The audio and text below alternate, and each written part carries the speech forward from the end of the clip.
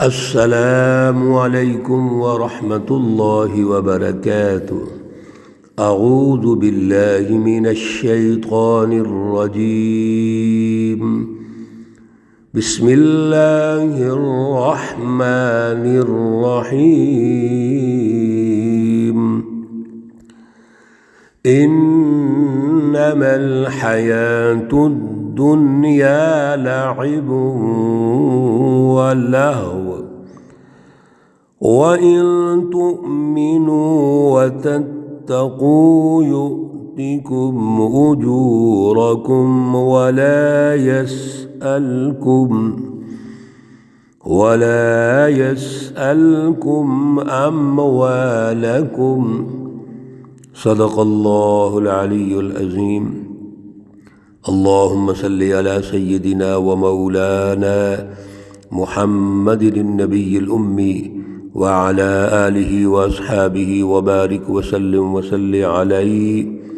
معزز سامعین و سامعات، پارہ نمبر 26 سورۃ محمد، سورہ مقدسہ کی آخری آیات ہیں۔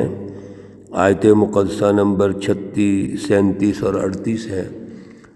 اللہ رب العزت ان آیات کا فہم اور شعور عطا فرمائیں اور عمل کی توفیق اور صلاحیت عطا فرمائیں۔ گزشتہ درس میں آیت مقدسہ نمبر 35 میں اللہ رب العزت نے سچی جماعت، اعلیٰ سوچ، اعلیٰ مشن والی جماعت حزب اللہ کو یہ کامیابی کا اصول ارشاد فرما دیا کہ آپ نے جنگ میں جانا ہے تو جنگ میں جا کر آپ نے کفار کے روب، کفار کے وسائل، اس کی عسکری طاقت وہ نہیں دیکھنی، بلکہ اپنے ایمان پر استقامت پیدا کرنی ہے۔ اعلیٰ جد و جہد جو آپ نے کی ہے اور اب میدان میں آگے ہیں، اب آگے ہی بڑھنا ہے، واپسی کوئی نہیں ہے، اور اللہ کے دین کو غالب کرنا ہے، اللہ رب العزت کے نظام کو غالب کرنا ہے۔ اللہ آپ کے ساتھ ہوں گے، اور یہ جو منافقین ہیں آپ کو پریشان کرتے ہیں، ساتھ چلتے ہیں پھر واپس ہو جاتے ہیں، اور پھر مختلف اوقات پر ان کے رویے، ان کا پروپیگنڈا یہ سچی جماعت کے لیے پریشانی پیدا کرتا ہے۔ تو ان سے پریشان نہ ہوں، بلکہ سب سے بنیادی بات یہ ہے کہ ان کو دیکھ کے مرعوب نہیں ہونا، بزدل نہیں ہونا۔ اپنے قلب میں جو اعلیٰ ایمان اور یقین آیا ہے اس پر استقامت رکھنی ہے، یہ ہے بڑی بات۔ اور دوسری بات یہ ہے کہ جب لڑائی ہو رہی ہے، شروع ہو گئی، تو پھر صلح کا کوئی تعلق نہیں ہے، پھر دشمن کو دیکھ کر گھبرا کر صلح کرنا، اس کی اجازت نہیں ہے۔ اور اگر اجازت ہے تو پچھلے درس میں عرض کیا تھا، اس کا دائرہ کار یہ ہے کہ دشمن آپ سے ڈر جائے، وہ مرعوب ہو جائے، وہ دشمن جو ہے وہ ریکویسٹ کرے، درخواست کرے، جی آپ صلح کر لیں، ہم ہتھیار ڈال دیتے ہیں، آپ کے سیاسی نظام کو مان لیتے ہیں، تو پھر وَإِن جَنَحُوا لِلسَّلْمِ، پھر آپ کا فرض ہے فَاجْنَحْ لَهَا وَتَوَكَّلْ عَلَى اللَّهِ، صلح کر لیں اور پھر بھی اللہ پہ بھروسہ کریں، اللہ کی رضا کے لیے صلح کریں۔ اللہ نے یہ ہمیں حکم دیا ہے کہ صلح کر لو، کیوں؟ اب وہ ہتھیار ڈال چکے ہیں، مغلوب ہو چکے ہیں، اور مغلوب کرنا مقصود ہے، شکست دینا مقصود ہے، کسی کو قتل کرنا مقصود ہی نہیں ہے۔ اللہ جب ایسا ماحول ہوگا تو واللہ معکم، اللہ تمہارے ساتھ ہوگا، تمہارے کوئی نقصان نہیں پہنچے گا، تمہاری جد و جہد کامیاب ہوگی، غالب ہوگی، تم ہی غالب رہو گے۔ اور یہ جو دنیا کی زندگی ہے جس کے لیے یہ کافر اور منافق سارا کچھ کرتے ہیں، اس کی تو کوئی حیثیت ہی نہیں۔ انما الحیات الدنیا، یقیناً جو دنیا کی زندگی ہے، لعب و لہو، یہ تو کھیل کود ہے۔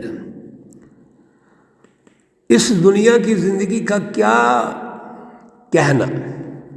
اللہ نے دنیا پیدا کی، ان سب کو پیدا کیا، ان منافقین، مشرکین اور کفار کو بھی پیدا کیا، اور پھر دنیا میں تو اللہ نے جو اللہ کی مخلوق ہے اس کو دینا ہے، ان کو بھی دیا، لیکن یہ بد نصیب ہیں، سمجھتے نہیں ہیں کہ دینے والا کون ہے، یہ کھا کر انکار کرتے ہیں، اللہ کی نعمتوں کا شکریہ نہیں ادا کرتے۔ تو دنیا کی زندگی تو کچھ بھی نہیں ہے۔ وَإِن تُؤْمِنُوا، اور اگر تم یقین رکھو، وہی استقامت اختیار کرو، اعلیٰ نظریہ، اعلیٰ شعور، اور اس پر استقامت اور جد و جہد، یہ ہے یقین۔ وَتَتَّقُوا، اور تمام تر حالات میں تقوی اختیار کرو، اللہ سے تعلق قائم کر کے اللہ کے نظام کو غالب کرو، عدل کا نظام غالب کرو، ظلم سے نفرت، ظلم سے بغاوت اور ظالمانہ نظام کا خاتمہ، انسانیت کے لیے، اللہ کی رضا کے لیے۔ یہ ہے تتقوا یؤتکم اجورکم، اللہ تمہیں اجر عطا فرمائیں گے، تمہیں اس کا بدلہ دیں گے۔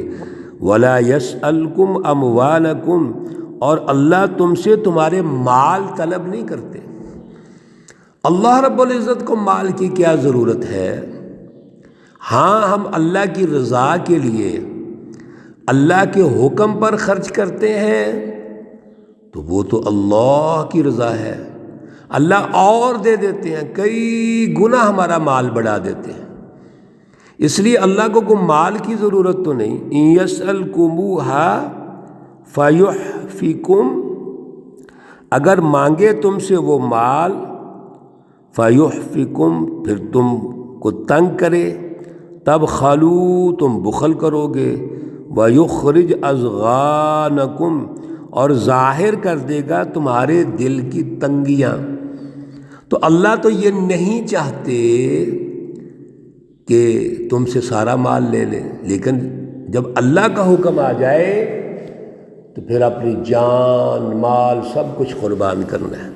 جیسے اوپر اللہ نے قتال کا حکم دیا تو منافقین فرار ہو گئے، یہاں پر اللہ یہ بات سمجھانا چاہتے ہیں کہ مال اللہ کا ہے، لیکن اللہ بلا وجہ نہیں ڈیمانڈ کرتے، لیکن جب ڈیمانڈ کر لیں، اللہ کا حکم ہو، اللہ کی رضا ہو، ملک اور قوم کے لیے ضروری ہو، انسانیت کی ترقی کے لیے ضروری ہو، تو پھر ہمیں فوراً مال اللہ کے لیے خرچ کرنا چاہیے۔ ہا انتم ہؤلاء،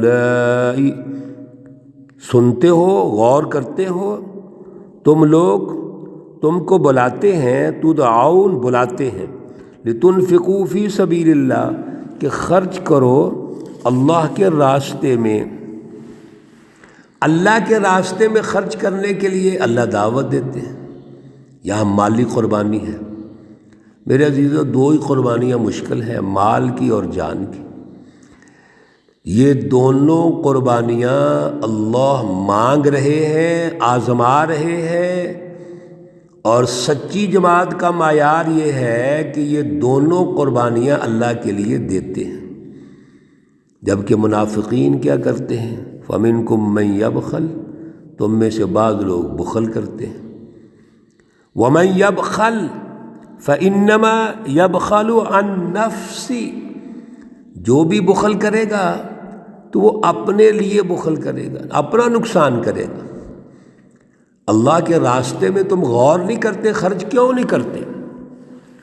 دینے والا اللہ ہے، اب اللہ اپنے لیے تو نہیں مانگتا نا، اللہ تو سوسائٹی کی تشکیل کے لیے مانگتے ہیں، اللہ تو جہاد کو ترقی دینے کے لیے مانگتے ہیں، اللہ رب العزت ان مراحل کو، جو مراحل اللہ نے طے فرما دیے ہیں اور سچی جماعت کے لیے ضروری ہے، جماعت سازی ہے، جماعت سازی کے بعد جہاد اور غزوات کا دور ہے، غلبے کا دور ہے، دشمن سے مقابلہ ہے، تو وہاں تو مال خرچ کرنا ہے۔ اور پھر اتنے بیوقوف ہیں یہ منافقین، یہ بھی دیکھ رہے ہیں اللہ نے مال مانگا، صحابہ نے دیا، غزوات ہوئے، اور اللہ نے اس کے نتیجے میں مال غنیمت اتنا دے دیا کہ صحابہ کرام اور سسٹم جب غالب ہوتا ہے تو خزانے کے اندر اللہ رب العزت نے فراوانی پیدا فرما دی، ہر شخص امن میں ہے، خوشحال ہے، کوئی کسی کو پریشانی نہیں ہے۔ اس لیے اگر کوئی بخل کرتا ہے، تنگ دل ہوتا ہے، تو وہ اپنے نقصان کرتا ہے۔ واللہ الغنی وانتم الفقراء، اللہ تو غنی ہے، بے نیاز ہے، تم محتاج ہو، اللہ کو ان کی کوئی ضرورت نہیں ہے۔ یہ تو مینجمنٹ کا حصہ ہے، یہ قربانی جو ہے یہ تمہاری ضروری ہے۔ یا ایھا الناس انتم الفقراء الی اللہ، اللہ رب العزت پیچھے ہم یہ سن چکے ہیں، فرماتے ہیں اے لوگو تم سب اللہ کی طرف محتاج ہو، واللہ الغنی، اللہ تو بے پرواہ ہے، وَإِن تَتَوَلَّوْا يَسْتَبْدِلْ قَوْمًا غَيْرَكُمْ، بڑی اہم بات آخری جملوں میں اللہ نے ارشاد فرمائی، آخری حصہ ہے آیت کریمہ کا، کہ اگر تم نے یہ ساری سورہ محمد کی جو گفتگو اور خلاصہ ہے، کہ اگر تم نے یہ باتیں نہ سمجھیں، تم پھر گئے، پھر کیا ہوگا؟ یستبدل قوما غیرکم، جب بھی کبھی تم ان اعلیٰ چیزوں کو چھوڑو گے تمہاری جگہ اور قوم آ جائے گی، اللہ رب العزت اور اقوام کو سامنے لے آئیں گے، ثم لا یکونوا امثالکم، پھر وہ تمہاری طرح نہیں ہوں گے۔ میرے عزیزو، تاریخی تناظر میں دیکھیں گے تو ایسے ہی ہوا ہے، جب بھی کسی موقع پر کسی جگہ پر سستی پیدا ہوئی دوسری قومیں آ گئیں، بعد والی قوموں نے آگے باغ ڈور سنبھال لی، وہ جانشین بن گئے، لیکن کبھی بھی مشن نہیں ختم ہوتا۔ اللہ رب العزت نے سچی جماعتوں کو پیدا کیا، رسول اللہ صلی اللہ علیہ وسلم ان کے قائد ہیں، صحابہ کرام نے جد و جہد کی، قومی انقلابات آئے، بین الاقوامی انقلابات آئے، تو رسول اللہ صلی اللہ علیہ وسلم کے بعد خلفائے راشدین کا دور ہے، پھر بنو امیہ کا دور ہے، بنو عباس کا دور ہے، بنو عثمان کا دور ہے، ہمارے ہندوستان میں مغلیہ دور ہے، یہ تقریباً 1100 سالہ دور ہے جو ترقیات کا دور ہے۔